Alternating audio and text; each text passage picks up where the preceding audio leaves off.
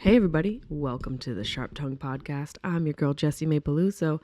I hope you're living, loving, and learning in your life. This is going to be a fun episode. It's a Dr. Peluso episode.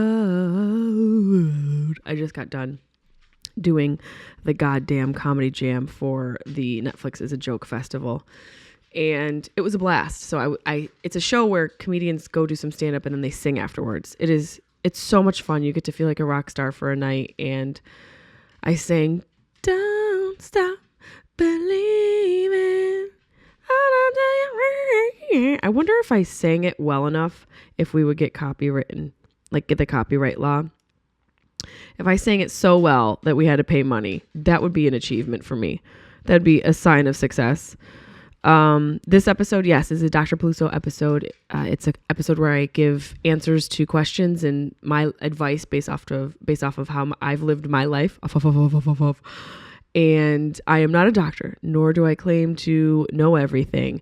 It's just based off of what I've already experienced, and sharing is caring. And if you want to send your questions via email, you can do that at jessimaepelusocomedy@gmail.com and email me your question. Just make sure you specify if you want me to say your name or not. I will never say someone's full name, but sometimes I should read them first. Maybe I'll start doing that, but also let me know if you want me to say your name or not. And yeah, we're going to be answering some questions. But before we answer some questions, I want to give a shout out to our sponsors. Lately, honestly, I have been listening to a lot of Smartless.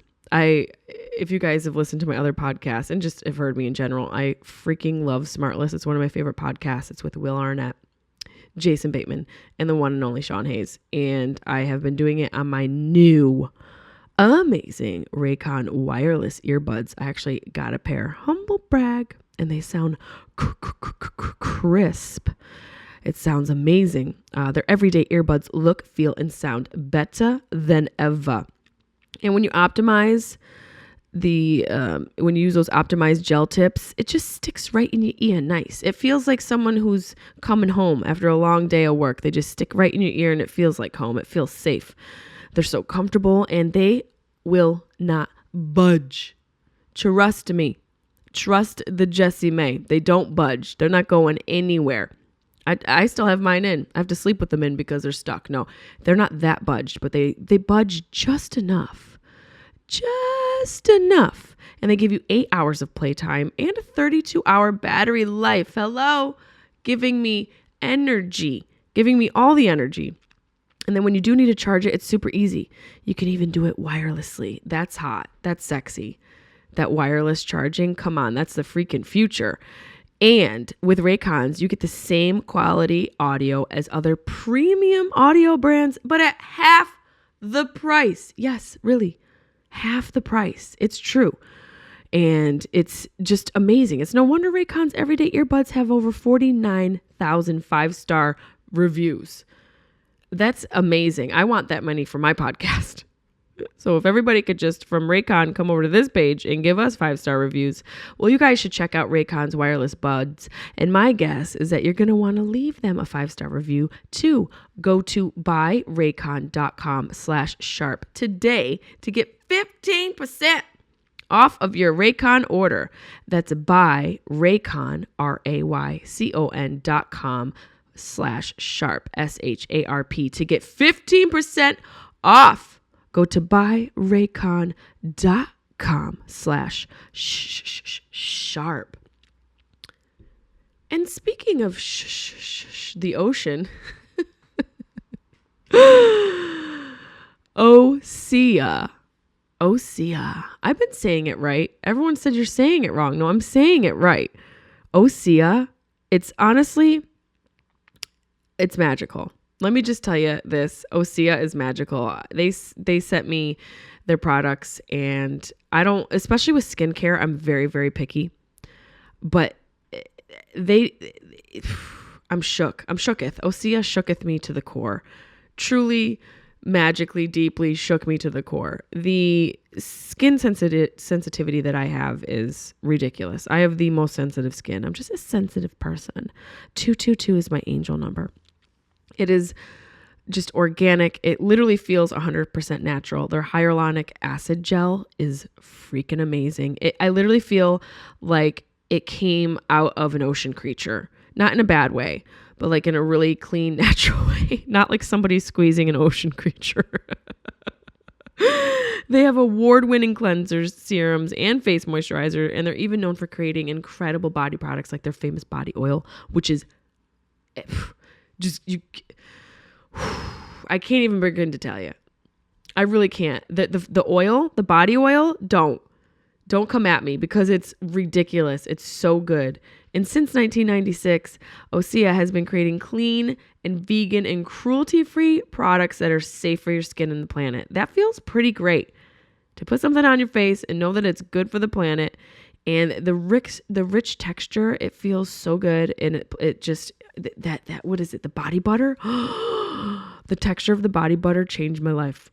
It changed my freaking life. And you guys can have your life changed as well at OseaMalibu.com. And you can get a special discount just for my listeners, 10% off your first order site-wide with promo code SHARP, SHARP, at OseaMalibu.com. That's OseaMalibu.com. You also get free samples with every order, and orders over $50 get free shipping. Go now. Get the body butter, get the body oil. Thank me later. You're going to want it all. Go to OseaMalibu.com and use code SHARP. And speaking of sharp, this week's guest is very sharp. She's quick with the joke and a light of the smoke. She's the one, the only, the board uncertified. Street smart herself, Mr. Doctor.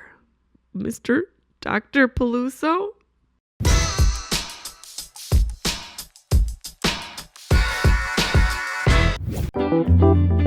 Sharp Tongue Podcast.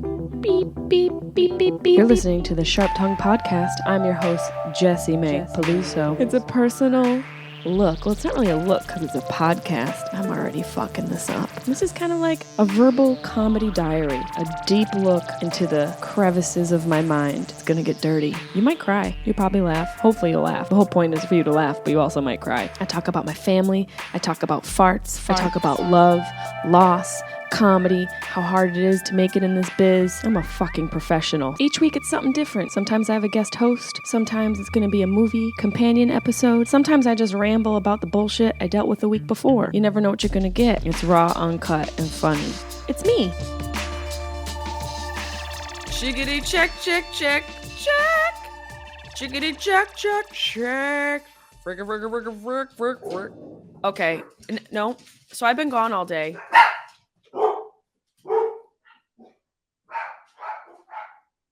This is what we're not going to do. Guys, okay, so I'm going to take care of my dogs. Hold on, everybody. Come on. No, we're not doing this. Let's go. Carlin. Bunny, let's go. You guys are all going in here. Come on, Chip. Carlin. Go. Go. Bunny, come. Okay. Go on, Bunny. That's it. Stay down. That's just what has to happen. At some point, you've got to put your fucking foot down, even if it's to a paw. I just put my foot down to 12 paws. I don't know how many. Too many fucking paws is what I put my foot down to. I have way too many paws in this house. I think the ratio of paws to feet in this house is the direct math that proves dying alone. Pretty sure that 12 paws is 12 paws too many to have in a household. Especially the paw to human ratio. The paw to foot ratio in this house, it's not cute. It's definitely a wellness check overdue. It's definitely an overdue wellness check. I am running on all sorts of fumes. The police are on their way. I'm sorry for taking such a ginormous gulp, but I am really proud of I got these vintage glasses. Got a good grab. They're really cute. They've got like a little pink hue to them.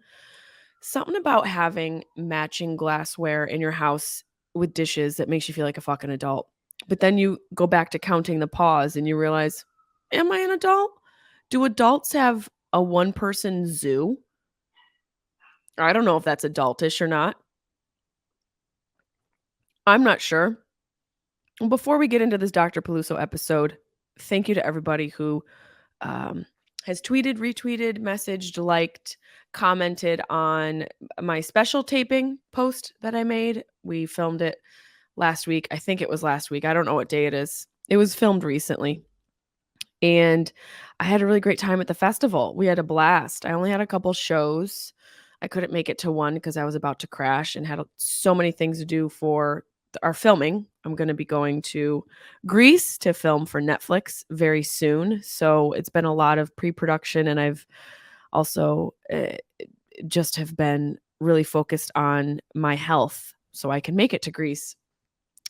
And we went to the Netflix is a Joke finale, festival finale party last night. It was at the Comedy Store, and that was a lot of fun. Got to see some of my friends, got to reconnect with people I haven't seen in a while. Pauly Shore was there. What's up, buddy? Jeff Ross, Jimmy Carr, Donnell Rollins, my future baby daddy.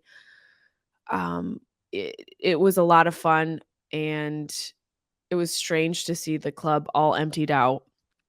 Ran into Cheeto Santino, and I just something about that guy. Something's wrong with him. Something's off, and I think he needs to be hospitalized. So I'm gonna put that out for the people to consider. I think Cheeto, let him know. Let him know that I'm talking shit about him. I love him so much. He's one of my favorite people to fuck around with. I can't even fake talk shit about him because there's just something about his face that makes me I want to smush it. I want to take his face and encapsulate it in my hands and then smush it into a cheese puff, just a teeny cheese puff, and then feed it to Bobby Lee. That's how much I love Cheeto Santino. I want him to live forever as nourishment inside of Bobby Lee's body. That's what I want to do. I had a great time. We did the goddamn comedy jam last night. That was a fucking blast. I sang Don't Stop Believing, which was Josh's idea. It was Josh's idea. And because I can't sing, and I know the words of Don't Stop Believing. Don't stop believing. See, I can't sing. One day I'm going to figure it out. I'm going to become a singer. And when I'm like 80, and I'm going to be like only an exclusive cruise ship singer. That's what I'm going to be. I only sing on cruise ships, and I only sing dirty R&B songs. So all I sing is my neck, my back, but in the style of jazz. So you're kind of like, what did she just say? It's like my neck, my back, my pussy, and my grind. Like that. You won't even know. It'll be like, the irony is it'll be jazz scat, but also scat because it's my neck, my back, my pussy, and my crack. You're welcome. New genre. See, Chaplin, you probably can't hear him on the microphone, but he's always a fucking party starter. Chaplin? Absolutely not. I can't wait for the studio to open. Well, the news is already broke because I'm on the platform. I am a part of the Cloud 10 family. Thank you to everybody at Cloud 10. Thank you to Sim and Sahiba. You guys are awesome. I'm so excited to be a part of it. We are there on our new platform, and Art 19 was amazing. Thank you to everybody at Art 19, Kathy and Roddy. You guys have always been so supportive, but we are in a new one now, new hosting and new company. So that was a part of the news of everything that was sort of changing through the past few months and things that I wanted to reveal to you guys.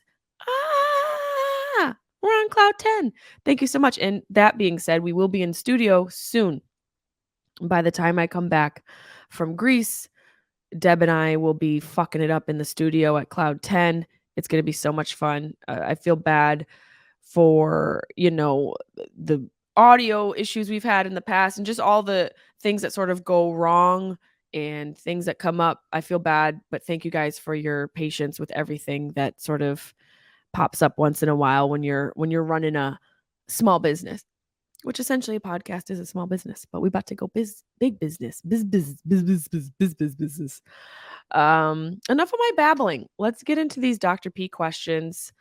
We have a whole bunch of them. I haven't had time to toss any up on the IG story, so they're all coming here to the podcast, which is fun. Let's see what we can get into. I haven't really screened them, so I'm going in cold turkey. You know how I like to do. First up, Crazy Paul. What is the best remedy for depression and why is it farts? That's a solid question. Depression and farts go hand in hand or hand to mouth, like as you're cupping the fart, cup of cheese style. Old school video. You know, farts are funny. You don't have to. You're not going to get an argument out of me. Farts are funny. It's a part of my brand. It's how I was raised. I don't care what anyone says about it. They make me laugh. I won't excuse them. Well, I will if I know it's going to be a room clearer. I'll excuse myself. But the best cure for depression, the best remedy, that's a loaded question because all depression is not created equal. Now, like those of you listening, there is a disclaimer, a Surgeon General's Jessimae warning. I'm not a doctor. I don't claim to know everything. I love to give advice. I love to share what I've done wrong and what I've learned. So I'm not claiming that any of this is factual. I'm not saying I am a doctor. I am not a doctor. You have to enter with caution with everything I say because I'm just a human being. I fuck up too. But for me, the best remedy for depression, depression is a big scale. There's all different types of depression. Some of it's induced by medication. Some of it is because of epigenetics. Some of it can be as a result of trauma to your brain, physical trauma to your brain. There's so many different entrances into the world of depression. So first we need to isolate what that is, I think. What is the depression? What is the source of the depression, first of all? And sometimes we just don't know. It can be environmental factors. It can be your diet. They always say food creates mood. So one of the best remedies for myself, second best, is food. Food is communication to your body. It is meant for nutrition. Food is really not meant to be enjoyed, but it is so wonderful to enjoy. Things do taste good because it encourages you to eat the right things. But sometimes the right things can give us a major allergy. The things that taste good can give us an allergy. So there's also a huge spectrum to the food world. But food creates the mood. You got to make sure you're getting your B vitamins. Your B vitamins are vital for your mood. Also, I find a lot of adaptogenic implementation to your diet is huge. Mushrooms, all types of mushrooms, chaga, reishi, ashwagandha is really good for mood. You can even find some mood benefits from cordyceps and lion's mane.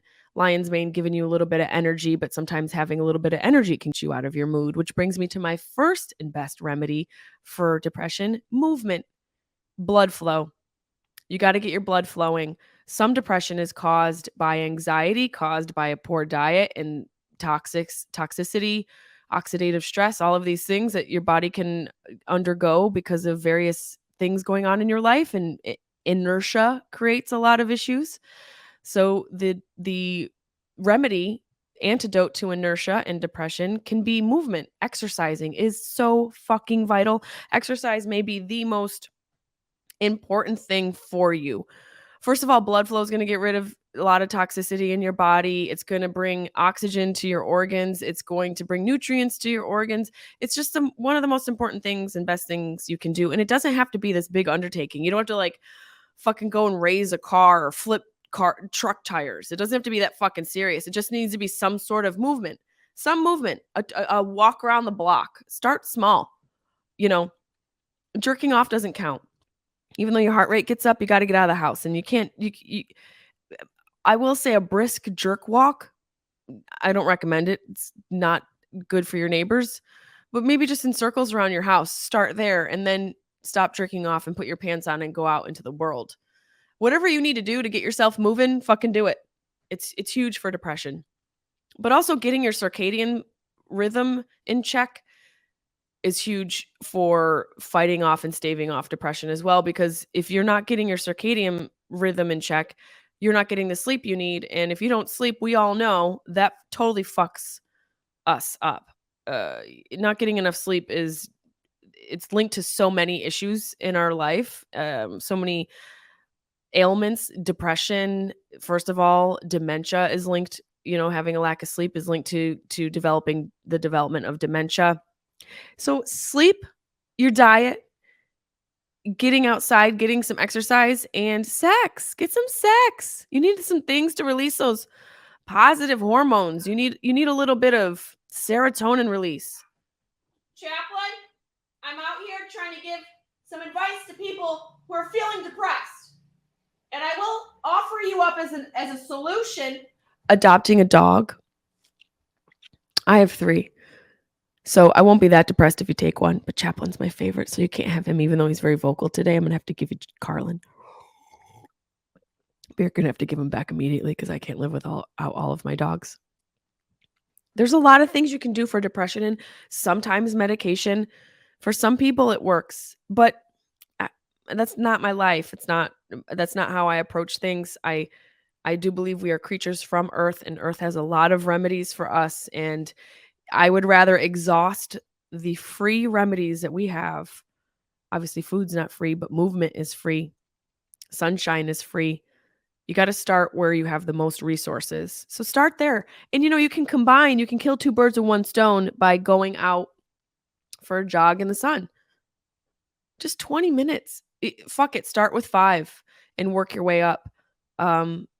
And it's not easy. I'm not sitting here like, oh, it's so easy to work out every day. I haven't worked out for the week and a half that I've been under the weather, and it's been the worst sleep in the however long I've been working out 6 days a week, which has been over a year at this point. So I know it's a hard thing to implement into your life, but what's harder? Sitting around doing nothing, feeling like shit, not sleeping, all the things that come along with that, or 20 minutes of something, 20 minutes of just a little bit of fucking brute force and pain. Sweat it out, figure it out, get it done. No one's going to fucking do it for you, bro. Crazy Paul. Let's move on here. Liz Kidalapade. Liz Kidalper. Just love your chill ass optimistic perspective. 4 hearts. Thank you, Liz Kidalper. Liz Kidalper. You sound like a new couch at IKEA. You sound like a new fucking IKEA couch. You sound like a new chair I have to put together from IKEA. I love you. Oh, she came back. We also have anxiety about death. Okay, wait, I see there's the question is split into 2. Okay, Liz asks, no question, but just want you to know that my sister-in-law loves you so much and bond over you on the daily. We also have anxiety about death, and you're so awesome with it. And I got cut off, sweetie. I don't know where the rest of it went. Sorry, your question, there's not that much space to put in there, but I appreciate you could have emailed me all this. Email me, Jessimae Peluso comedy@gmail.com. But what I'm getting from what I've read is you and your sister-in-law scissor and talk about me. Love it. Love that for us. And you have anxiety over death. Yeah, the death anxiety that we experience, I think it's directly correlated to the mystery of why and how we came to be. Obviously, we know about evolution or creation, whatever your fucking belief is, but it's cute. No, to each their own. We came from monkeys. Anyways, or was it chimpanzees? Are those the same thing? I don't know. I honestly think death is such an anxiety-inducing topic because we don't really know where we came from. We have an idea. There's speculation. No one can tell us for sure. That's the reality of it. There was a supernova that created a fucking planet and a star, and the next thing you know, there's Earth and other inhabitable planets that are just floating around in fucking nothing, that's expanding into nothing. What the fuck is it expanding into is what I want to know. If the universe is expanding, what's taking up the place it's moving into? Because when I go from a 1-bedroom to a 2-bedroom, the delineation there is apparent. I know I'm getting this much extra square footage and I can see it. I'm like, oh yeah, you get an extra fucking room. You get an extra space to do whatever, your fucking Pilates or, room for activities. You get that. But what's the universe fucking expanding into? Where's that going? What does that look like? I should have prefaced, but we don't like I need to. I am on an edible, and an empty stomach edible. I just came from recording the deuce. So this is where my mind is at. And I think that alone, the expansion of the universe, and then you add in death, and then another layer of our origin, right there, the universe, our origin and death, it's a lot. It's a lot. And no wonder we have some anxieties and depression. No wonder we have that. The very nature of how we came to be and where we're going and how we're getting there, that being our creation, the universe and death, are a lot to chew on. Those are the biggest mysteries, truly. And I can understand you having anxiety about death. But this is the thing I used to talk about. And I'm already, even though we just filmed a portion of my special, because we're going to be filming it, we're taking a creative liberty on how we're filming this special. I've already, in my mind, have 2 specials ready down the line. And one of them is dealing with death and the topic of death. So funny. One of the funniest topics ever. Things that make people spiral in the night. Death. You ready to laugh? Remember nothing? You can't, but that's what you're going into. The whole thing about death is that it's the only human experience that we can't really report on. Our birth is unique. We don't remember it. We haven't formed, obviously, a, a memory capacity at that point yet. Maybe we have, and we just don't have the ability to connect with that. Who knows? The brain is a huge fucking mystery as it is. But besides birth, which we can still sort of wrap our mind around, I think coming into the world, we have so much more understanding than leaving. Because when you come into the world, the experience is being had. And I think death is so anxiety inducing because of it just ending. And we don't have the experience beyond that. I'm not talking about ghosts. I mean, kind of. I'm talking about what happens after. And maybe this is a moot point. There's a lot of you out there. It's like nothing fucking happens after. That's it. You fucking live and you die. Sure, if you need that binary existence, that black and white existence, that's fine. And I understand that. And sometimes, some days, I choose that ideology to get me through the day because it's too much to go, oh, we're expanding into space and we fucking die. What does it mean? I'm in a mood of expansion, of conversation as it is right now. So I think the idea of death is so anxiety inducing for us because we can't report it. No one can experience death and be like, that was so cool. It's the one thing that we all experience, yet none of us can really yelp.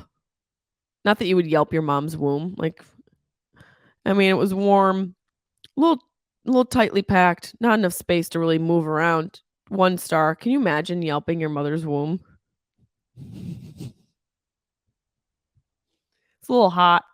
It was hot and the food sucked. It was hot.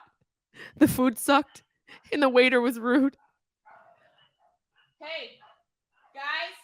Shh, buddy. Chaplain. Sorry, guys. I've been gone all day, so they're like acting up. Chaplain. No. I hope that answered your question about death, or at least shed some light on it for you. Tatum Temple. What's the real difference between confidence and arrogance? Don't get it twisted. I think confidence is quiet and arrogance is loud. I think arrogance has a sound to it, and confidence is understated. I think confidence is a vibe, a natural energy, and arrogance takes more energy. I think arrogance is an active emotion. I think it's an active state of being. And I think confidence is just being. Confidence is the essence, and arrogance is the image. And there's a fine line between that. I think anytime you need to sort of sell yourself or verbally explain something is more arrogant, but you can also say something confidently. But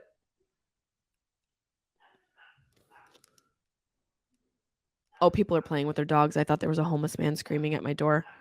I hope that answered the question, Tatum Temple. Confidence is essence and arrogance is image. Essence is something you live and image is something you portray. That's what I think.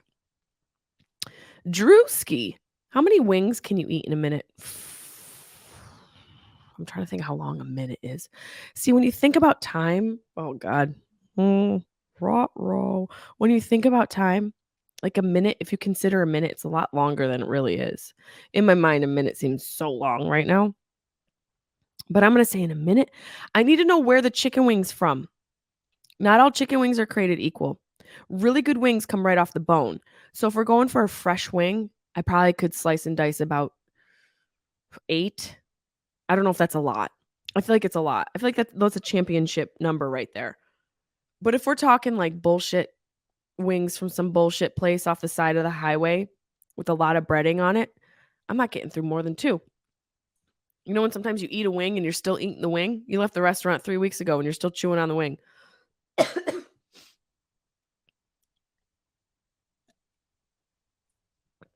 I love a good chicken wing.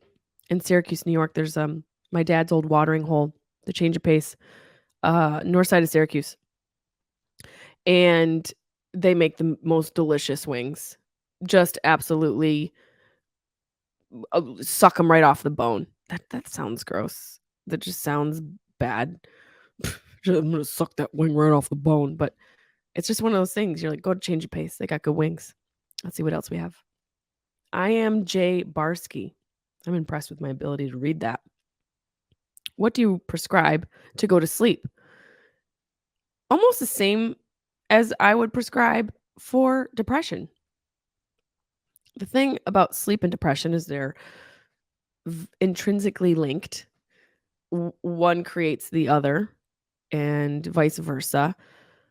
So you, I think, can treat them almost the same. If you're depressed, you're not going to sleep well. And if you're not sleeping well, you can develop depression. So luckily, you can also kill 2 birds with 1 stone. Probably shouldn't say kill in the words describing depression, but getting sunshine, getting that circadian system set up, exercising. Let me tell you, you will 100% sleep better when you exercise. 100%. I'd be surprised if there was any person who didn't experience better sleep when you exercise. The only thing you have to consider is not exercising later at night. It takes your heart rate something like 2 to 3 hours to calibrate itself and lower itself and sort of create, a regular heartbeat. If you're working out within 3 hours before you go to bed, it's going to be harder because your heart rate's going to be increased and it takes a while to decompress. Get your workout done in the morning. I'm telling you, go for a walk. Just start small. People take too big of a goal and make it more difficult than it needs to be, and then the goal never gets achieved. That's why I write thousands of lists. That's why I'm so detail oriented, because all those little things add up to the bigger thing. So even when I started to create a meditation habit, I started really small, 5 minutes with a guide, and worked my way up more and more and more and more and more. And you eventually create a habit. There's a really great book by Charles Duhigg. I think that's his name. I think it's called The Habit Loop. And it can help with all this. It can help with sleep and depression. And it basically is just setting you up to train you to create a new habit. It's all about your cues. It's all about your routine. But sleep, you got to work out. You're going to sleep better if you work out. It's also, some people respond well to melatonin. Coughing and sneezing this is great. This is not scaring me at all right before my fucking Greece trip. Melatonin is known to help.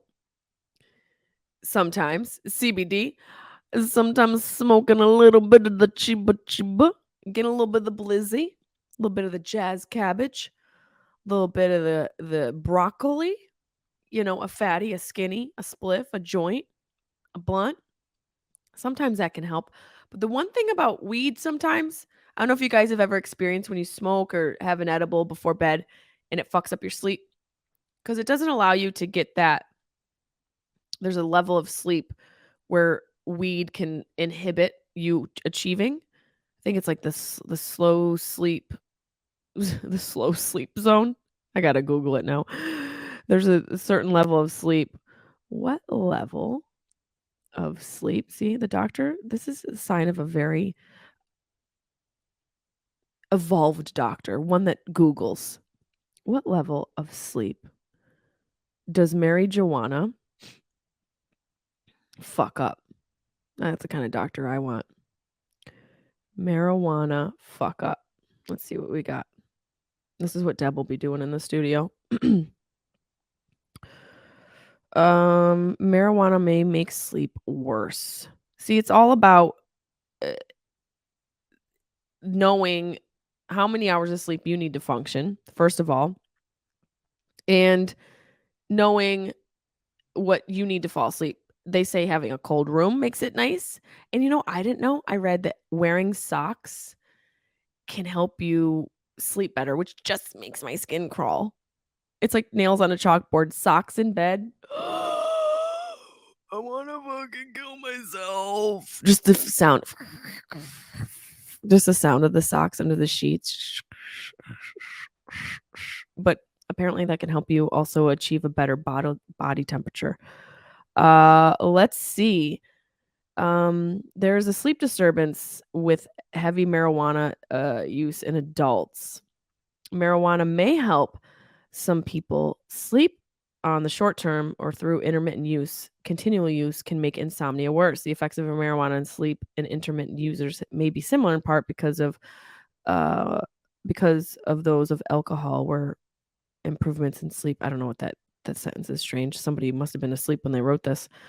Basically, there's a level of sleep. I don't know what the fuck it is. I'll include this article that marijuana can affect, and it has to do with it preventing you from not achieving this level of sleep and fucking up this level of sleep.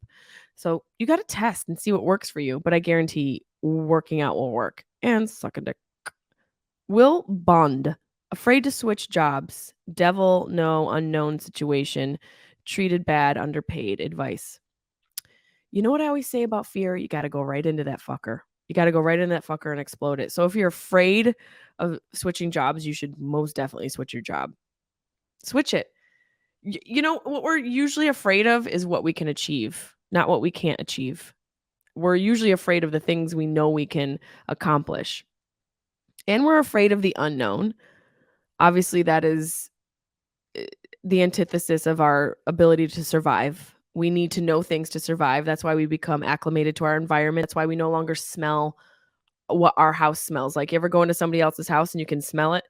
You walk into your own house, you don't really smell it because those smells are the signal of safety. And so if there's a smell that is new, something new introduced into your territory, you're like, what the fuck is that smell? And it's always balls. It's always taint.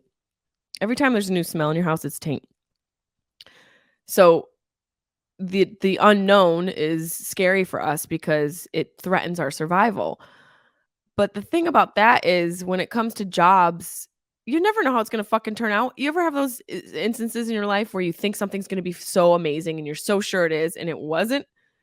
And then the opposite can happen where you're like, this is not going to change my life, and it ends up changing your life. I think if you just go into it with an open mind, first of all, find what you want to do. Not everybody has this luxury, but if you fucking work hard enough, you can achieve anything. It's all about your fucking mindset. It really is. You're going to be your own worst enemy. You're going to be your own worst critic. And you're also going to be the one that tells you can't do things. We create these thoughts ourselves.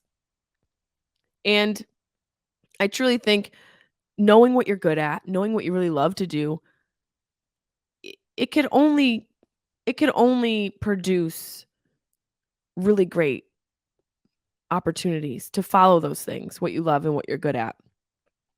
So get the fuck out of this job that underpays you and treats you bad. What?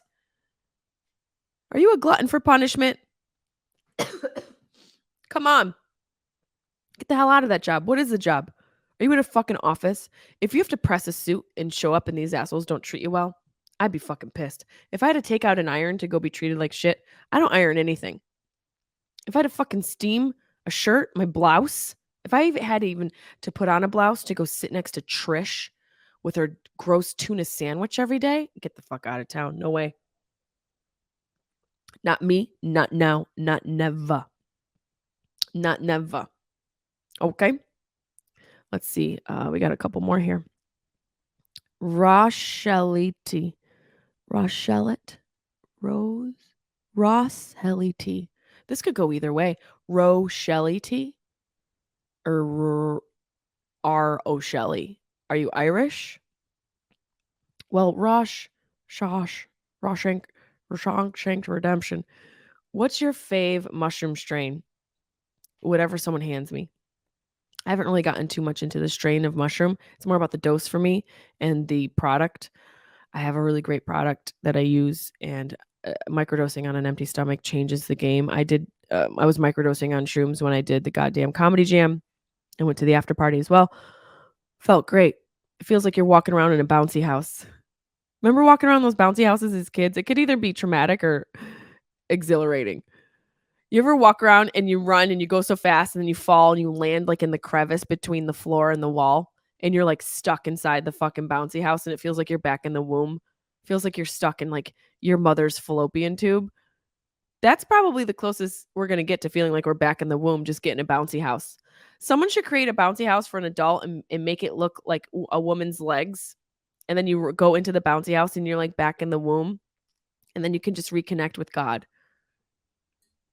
That's what I would do. That would be a good thing to have, like a shroom party.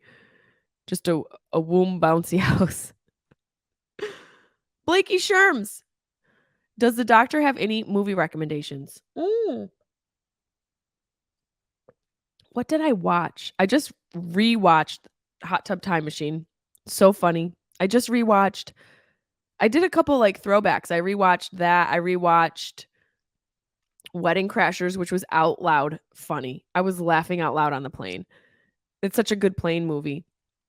I'm trying, I haven't written down the movies that I've watched, and I probably should have because I've watched a bunch. There was a scary movie that I watched recently. You Are Not My Mother. Wasn't bad. That one was pretty exciting and a little bit scary. There is, now I'm going to have to go on my app because now I got to tell you what I've been watching. Prime Video. I also watched all of Grace and Frankie. I know it's not a show. Or that's not a movie. Excuse me. Oh, please. Grace and Frankie was amazing all the way to the end. I know these aren't movies, but I started watching The Outer Range with Josh Brolin. Highly recommend it. I went right through that fucker. Okay. Yeah. You Won't Be Alone is the movie I watched. I watched Uma with Sandra Oh. Almost hit the mark. Kind of worth it because I just love her. Kind of worth watching. I did not see Studio 666 yet. That's the movie with Dave Grohl and well, I was just going to call them Fleetwood Mac. My brain is literally shutting down. Foo Fighters. Studio 666 is like a demonic takeover of their studio. The other movie that I watched that was really good was X with Martin Henderson from Virgin River, bitch. Oh, I can't wait for that new season. Ruh-roh, she won't stop coughing. Let's hope it's just the sinus infection kicking back in. There's a lot of good movies out there. I say that there is and there's not. I really miss going to the movies. I miss the movie experience. It's something that it's honestly one of my favorite things to do. It's one of my favorite things to do alone. I did it alone for years in New York City because I get so into movies. I can't stand when people talk during movies. I'm one of those people that will shh the fuck out of you. I will tell you to shut your phone off. I will tell you to shut your mouth. I'll tell you to go back to your house because this is not the time for you. We don't need to know what you're saying or what you're thinking. Why'd she do that? Motherfucker, it's called a script and you're going to find out the plot points real soon. Okay? What the fuck are you talking for? Why are you fucking talking? Well, I wonder what's going to happen next. Oh, do you think that there's something called a scene that's going to fucking tell you what the fuck's going to happen next? If you talk in a movie, you are the spawn of Satan. Okay? You're the spawn of Satan. No one needs, unless you're an elderly person or somebody who's mentally challenged or somebody who just has no other excuse. They have, that's just what it is. I'm still going to fucking yell at you. I'm still going to yell at you. I might throw a shoe at the back of your old ass head. Kick your hearing aid up. Give you a new battery. Okay? What's he saying? And it's always at like a pivotal point. It's always at like the point where we hear the most important part of the movie and someone just forgot to shut their phone off. You're that oblivious to what's going on in the world that you couldn't go like this. That's all. This is all you had to fucking do. That. Just a little scooch. Nope, too busy in your fucking life. There's a special place in hell for people who talk in movies. But yeah, there's a lot of good ones. X is awesome. I highly recommend X. That was so well shot. It was a throwback. Felt like a real fucking 70s throwback and was so well acted. It was alarming. I loved the message. You got to go watch it. Ina Mayag. See, this could go either way too. It could be in a Mayag. It could be Ina Mayag. It could be Ina Maya. Inamana. Anamana. Onomatopoeia. What kinds of meditation do you do? Guided? I do guided meditation. But my guided meditation is guided by sounds. Sounds that tap into the frequency that can kick in that theta mode in your brain. It definitely took some time to work up to that, to get my brain to latch onto that noise, to be able to experience the benefit of meditation. And a lot of things for me come out of necessity. So, losing my mom, losing my dad, I needed to meditate. I was so sad. I needed something to like gravitate to. I needed something for my brain to escape to. I needed to feel a place to lay down, like a place to really put my worry and my stress and my sadness. And meditation creates such a space for so many different things. It created a real space for me to unpack the sadness. I didn't even know that's what I was doing.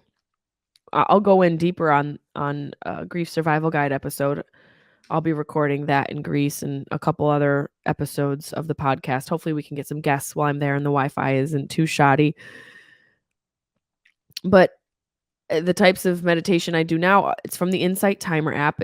They don't sponsor me. They should. It's an awesome app. There's so many different levels of meditation, minutes. You can do 1 minute. Again, just start with 1 minute. Everyone says they can't do something. Well, that's because you're setting yourself up for failure. Yeah, you can't do an hour of meditation at first. No, maybe you can. Not with that attitude. You can do anything with the right attitude. But start with a minute, because then you can say you meditated. And do a minute, and then the next day maybe do another minute, and the next day do 2, and then 3, and work your way up. Work your way up to a successful outcome. Stop psyching yourself out with the impossibility of it all. Just start. And for me, I started with a voice telling me what the fuck to do, because that's the type of brain I have. I need someone to go do this. This is how you do it. And when you're done, you do this. It's instructions for your mind to calm the fuck down. And it's great. It really is. Days I don't meditate or exercise, prioritize my health, those are the days I don't have the greatest day. But because it's almost a non-negotiable for me, it is a non-negotiable for me at this point, my health. That's why I feel like I'm firing from a place of real presence in a place of feel like I've been on top of the microphone, a place of real presence and a place of authenticity for the first time in my entire life. I have felt that, and I can attribute it to an amalgamation of things that I do, but individually, they are all things that I think people could benefit from. If you're just doing meditation, great. Let's start there and see where that takes you. But to say this doesn't work or to keep talking about it and not doing it, you're only wasting time for yourself. You're only limiting the full life you can have. So if you want to start meditating, start meditating. Just do a minute. And the Insight Timer has like music. I suggest if you want to do it, I would do a minute, but I guess from this standpoint, I would do longer, but don't do a minute. And do find the high. You can click on each video and you can find the rating and also the views or listens. The ones that have the higher listens, I have gravitated towards, and it's almost like a Yelp review. They are mainly really great. So just check through so you're not wasting your time and then you get a couple of like girls that are like, "Hey guys, it's Becky and we're going to meditate the fuck out of this today. So breathe in and breathe out." Like you don't want to get that. You want like you want a guy who's like, "Are you ready to meditate? Please sit down." Like I need an accent. This isn't me being racist. This is me saying what the standards I have is an actual yogi, not some girl who, started wearing Lululemons and drinking fit tea. I'm sorry. There's also a special place for you in hell, and it's right next to the people who talk during movies. It's people who are fake, like gurus. You're Bethany, you are not an organic chef. You live at home and your mom's got a tomato tree and you keep taking the tomatoes. Does not mean that you are an organic chef. And just because you can breathe well doesn't mean you can do meditation apps. I think the voice should be vetted. There's a couple really beautiful accents. I love a man with an accent. For some reason, that helps me meditate. Someone with an accent, somebody who's not American. Glenn Harold, I think his name, a British guy. Amazing. He's like, "You're going to fall asleep, asleep, asleep, asleep, asleep, asleep, asleep. You are getting tired, tired, tired, tired, tired, tired." And you're like, "Where is he?" And you're focusing on where he is. And you're like, next thing you know, you're like, I don't know if that's how Cosby did it, but Glenn Harold puts me to sleep real fucking quick.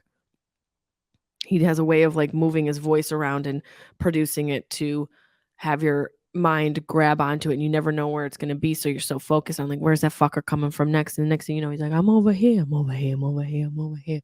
So I need basically an Indian man or a British magician to put me to sleep. Highly recommend it. Truly. We have a fuckload more questions. We're going to save those for the next Dr. P, which will be recorded in Greece. I'm going to Greece to film for Netflix. It's fucking awesome. I was on Instagram before I got on to record and I saw that my friend Brad Williams, his father, passed away. I never met his dad. I love Brad. And it obviously I can relate to that. And also yesterday one of my first boyfriends sent me a message saying that his father had passed away. And I guess I'm just saying this to say,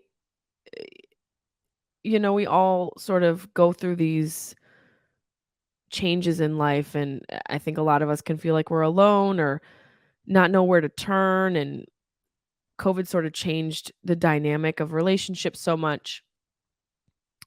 I guess I say it to say that, no matter what you think you're going through alone, that a lot of people, if not most people, are experiencing what you're experiencing. And you're not alone. And don't think you're a burden for reaching out to your friends if you need someone to talk to or someone to just understand what you're going through and know that this life, it really is fucking precious. And each moment you spend, every little fucking moment can be accounted for at the end. So that's why I put my health first, and it's non-negotiable because I want those moments to be amazing, and I want to be able to be present for people and live from a place of endless energy and vigor for life. So get out there and fucking exercise. Get some sun. Prioritize your health.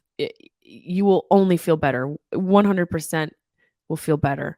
Even just a little bit. Once you start feeling a little bit better, then you start to do things that make you feel a lot better. So I hope this episode made you feel a lot better. We're going to have more Dr. P questions on the next Dr. P episode. If you guys want to email your questions, you can email those at jessimaepelusocomedy@gmail.com. And as always, thank you guys so much for listening, and we'll see you next week.